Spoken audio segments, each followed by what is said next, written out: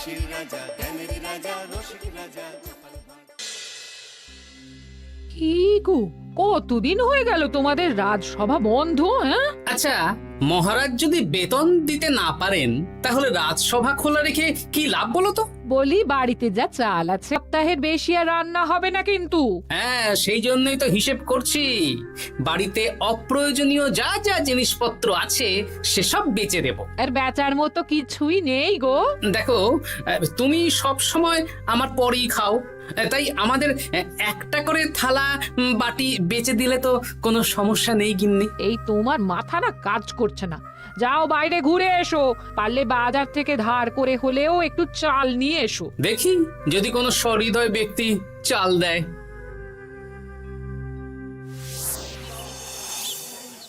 না গোপাল দাদা, বাজারের অবস্থা খুব খারাপ, আর আমি ধারে বিক্রি করছি না। আহা, আরে আমি কোনোদিন তোমার একানাও বাকি রেখেছি বলো? আমি বুঝতে পারছি গোপাল দাদা, কিন্তু আমিও নিরুপায়। গত মাসের বেতন এখনো পাইনি। মহারাজ অনির্দিষ্ট কালের জন্য রাজসভা বন্ধ রেখেছেন। বিশ্বাস করো, বিশ্বাস করো, বেতন পেলেই তোমার ধার আমি মিটিয়ে দেবো। এই সপ্তাহ খানেক আগে একই কথা বলে সেনাপতি ধারে 25 কেজি চাল নিয়ে গেছেন। এখন ওনার কোনোই পাত্তা নেই। কি যে করি, কাছের বন্ধু বলতে বিজ্ঞানী আর সভাকবি। দেখি ওদের বাড়িতে একবার ঢুঁ মেরে।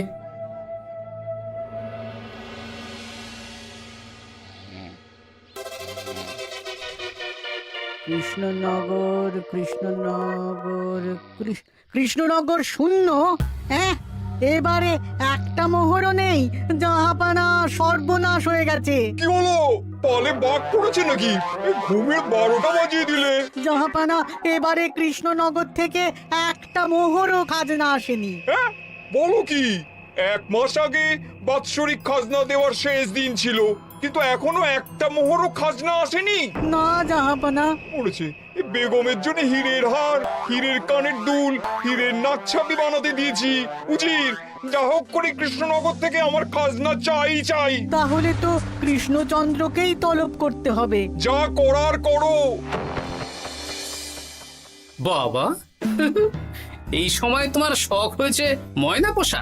আরে না না, আমি পুষিনি। একটা পশ্চিমের গ্রামে কদিন আগে ঘুরতে গিয়েছিলাম। আচ্ছা, ওখান থেকে নিয়ে এসেছো? না, তাও আনিনি, ছোলা খেতে দিয়েছিলাম।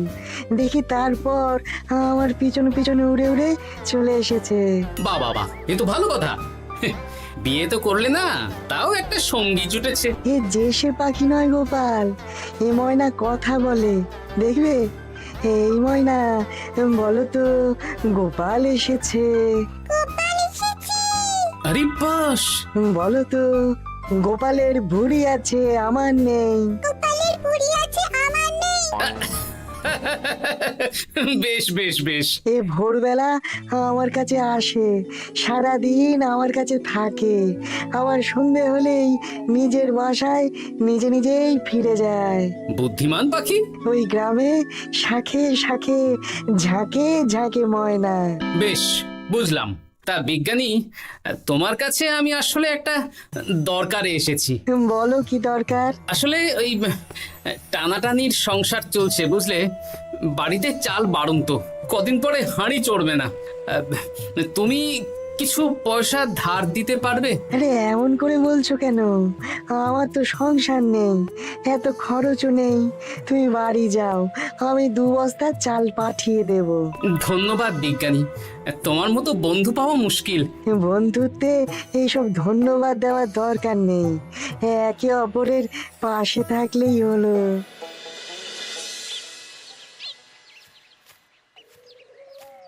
এ কি গো, খালি হাতে ঢুকছো যে? বিজ্ঞানী আমাদের 2 বস্তা চাল পাঠাবে, তাই কিছুটা হলেও চিন্তা কমলো, বুঝলে। ওমা, এই তো সারা বাজার ঘুরে তো ধারে চাল পেলাম না, অগত্যা বিজ্ঞানীর বাড়ি গেলাম। উনি সত্যি তোমার বন্ধু? হ্যাঁ গিন্নি, জানি না কতদিন আমাদের রাজসভার সমস্যাটা চলবে। দেখি অন্য কোনো কাজে লাগতে হবে, বুঝলে। এই দেখো দেখো, যা করে তাড়াতাড়ি করো, এভাবে তো আর চলতে পারে না গো। কি নবাব বাহাদুর আমাকে ডাকছেন? হ্যাঁ, হ্যাঁ, জাহাপনা আপনার উপরে রেগে আছেন। অতি সত্বর আপনাকে দেখা করতে বলেছেন। এবারে চাষাবাদের মন্দার কারণে রাজস্ব আদায় তেমন ভালো হয়নি, তাই খাজনা পাঠাতে পারিনি। আর কিছুদিন অপেক্ষা করতে বলুন, আমি ঠিক খাজনা পাঠিয়ে দেব। এখন আর খাজনা নিয়ে কথা বলবেন কিনা জানি না। আপনাকে নবাব এই আদেশ পাঠিয়েছেন, আপনি 2 দিনের মধ্যে নবাব বাহাদুরের সাথে দেখা করবেন। আচ্ছা ঠিক আছে।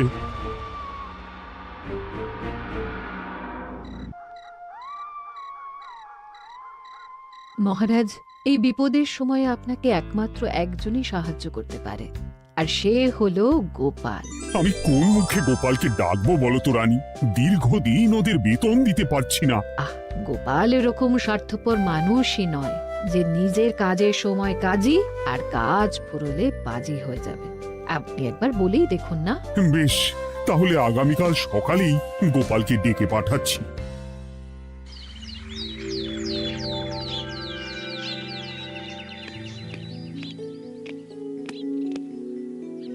আসতে পারি মহারাজ? হ্যাঁ গোপাল, এসো এসো।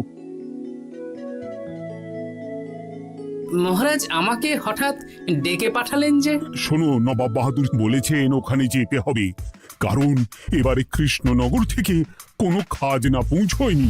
মহারাজ, আপনি গেলেও বিপদ, না গেলেও বিপদ। হ্যাঁ, সেটাই তো আমাকে সবচেয়ে বেশি ভাবাচ্ছে, কিন্তু না গেলেই যে নয়। তাহলে এক কাজ করি মহারাজ, আমিও বরং আপনার সাথে যাই। যা বিপদ আসবে একসাথে লড়বো। ও গোপাল, তুমি যেন আমার বুক থেকে পাথর নামিয়ে দিলে। তোমাকে যে কি বলে ধন্যবাদ জানাবো। তাহলে কখন বেরোবেন বলুন? আজকে সন্ধ্যের দিকে বেরিয়ে পড়বো, তাহলে কাল সকাল সকাল মুর্শিদাবাদ পৌঁছে যাব।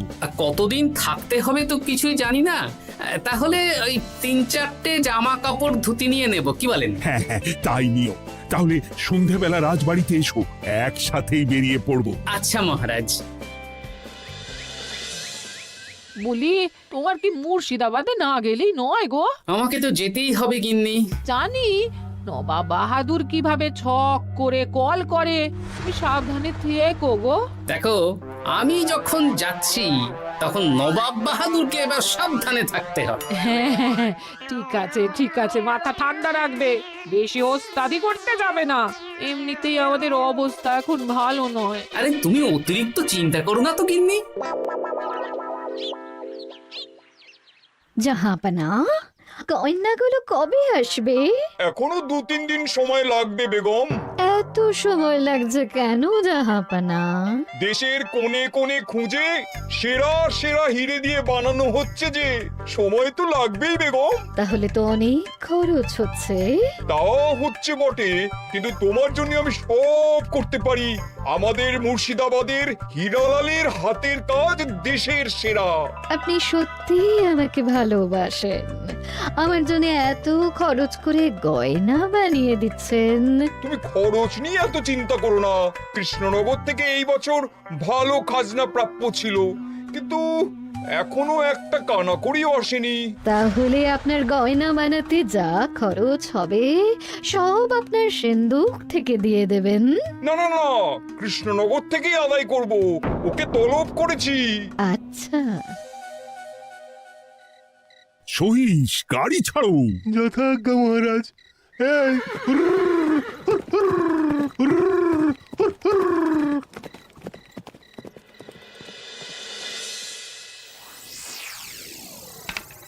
এত রাতে আবার কে এলো রে বাবা?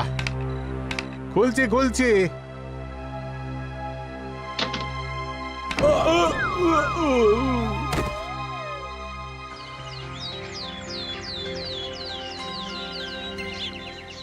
সর্বনাশ হয়ে গেছে জাহাপানা। কি হয়েছে হীরালাল?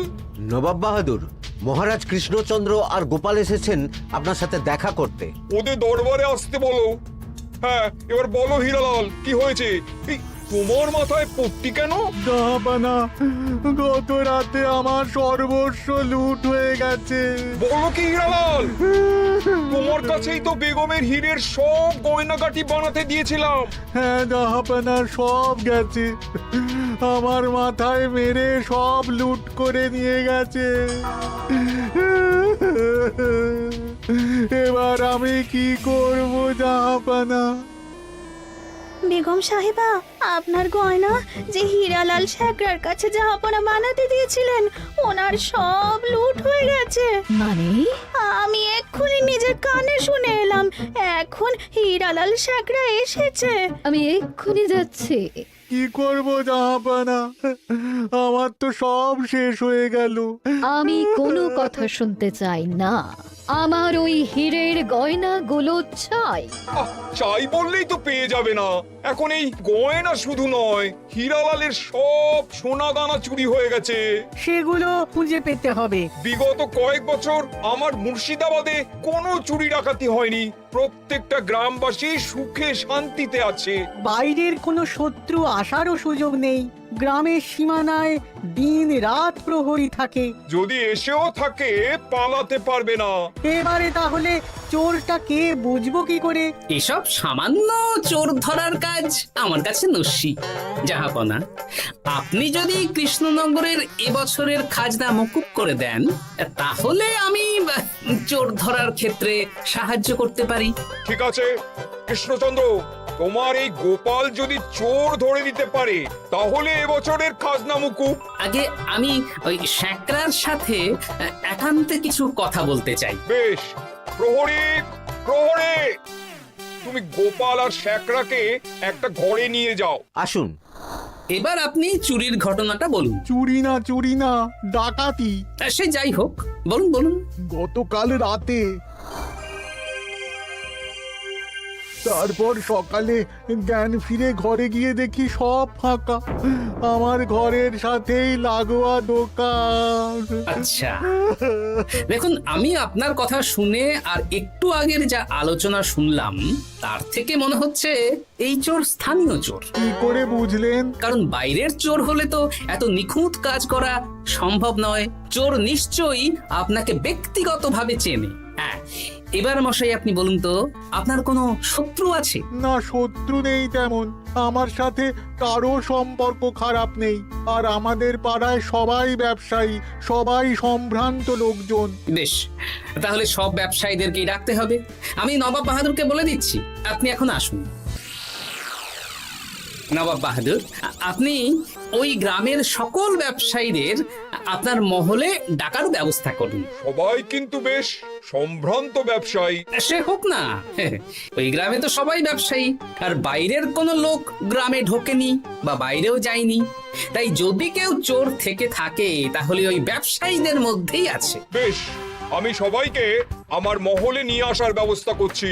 আর একটা ফাঁকা বড় ঘর চাই, যেখানে চোর ধরার পরীক্ষা হবে। আর সেই ঘরে আমাদের কৃষ্ণনগরের ঘোড়া চোর ধরবে। হ্যাঁ, ঘোড়া চোর ধরবে? হ্যাঁ, যে ঘোড়ার গাড়িতে আমরা এসেছি সেই ঘোড়া। যদি চোর না ধরতে পারো, তাহলে পুরো খাজনা তো গায়ের জোরে নেব, সাথে সাথে কৃষ্ণনগরটাও কেড়ে নেবো।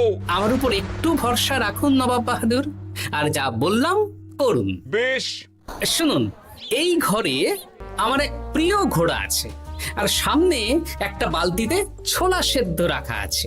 আপনারা সকল ব্যবসায়ীগণ একে একে যাবেন, দরজা ভিতর থেকে বন্ধ করবেন, আর ঘোড়াকে এক মুঠো করে ছোলা খাইয়ে ফিরে আসবেন।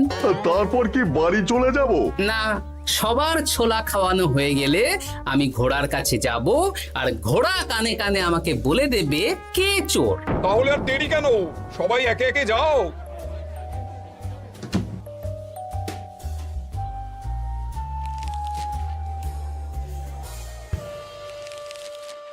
কি করি যদি ঘোড়া সত্যি সত্যি বুঝে যায়? ছোলা খাওয়াবোই না। ব্যাস, ছোলা খাওয়ানো হয়ে গেল।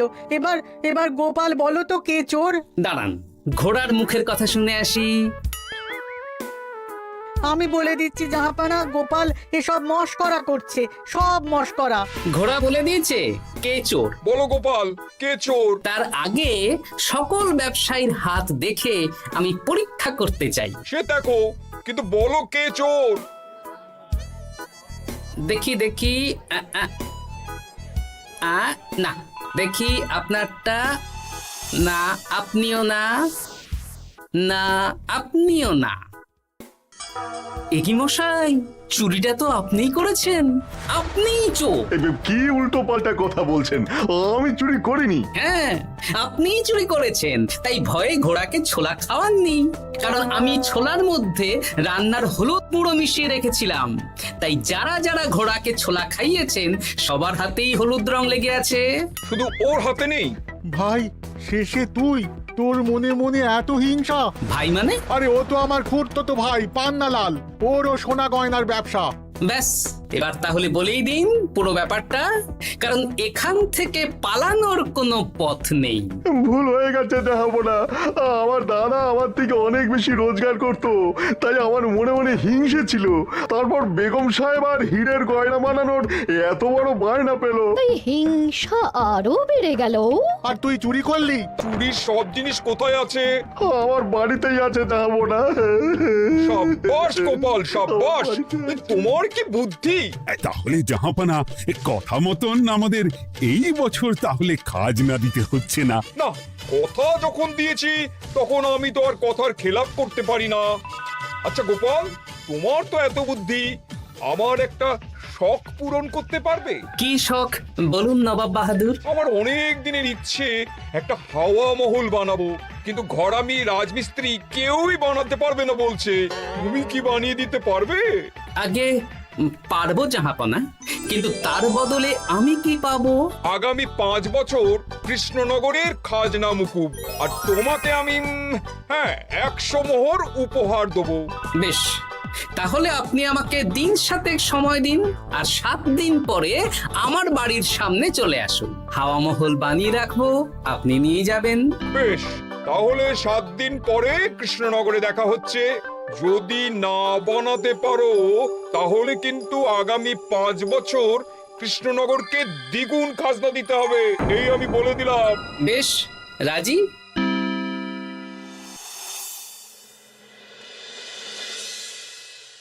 বেশ তো বড় মুখ করে বলে দিলে হাওয়া মহল বানাবে। রাজি রাজি। এবার যদি না বানাতে পারো, সব তো উল্টে যাবে। আপনি চিন্তা করবেন না মহারাজ, নবাব বাহাদুর আমাকে প্যাঁচে ফেলতে চেয়েছেন, তাই আমিও ওনাকে ঘোর প্যাঁচ দেব।